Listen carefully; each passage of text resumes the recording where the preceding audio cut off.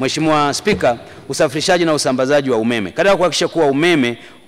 wa uhakika unapatikana katika maeneo yote nchini, serikali itaendelea kujenga na kuboresha miundombinu ya kusafirisha nishati ya umeme kwa kutekeleza miradi mbalimbali, ikiwa ni pamoja na ujenzi wa njia ya kusafirisha umeme wa msongo wa kilovoti 400 kutoka Chalinze hadi Dodoma, ujenzi wa njia ya kusafirisha umeme wa msongo wa kilovoti 400 kutoka Chalinze Kinyerezi Mkuranga, ujenzi wa njia ya kusafirisha umeme wa msongo wa kilovoti 400 kutoka Rufiji Mkuranga, na ujenzi wa njia ya kusafirisha umeme wa msongo wa kilovoti 400 kutoka Dar es Salaam Tanga hadi Arusha. Miradi mingine inayotekelezwa ni ujenzi wa njia ya kusafirisha msongo wa kilovoti 400 kutoka Iringa hadi Sumbawanga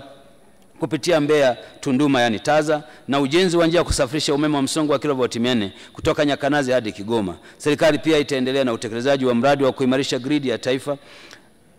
pamoja na kuendelea kufanya matengenezo ya kinga katika vituo vya kuzalisha umeme, miundombinu ya kusafirisha na usambazaji wa umeme pamoja na vituo vya kupoza umeme.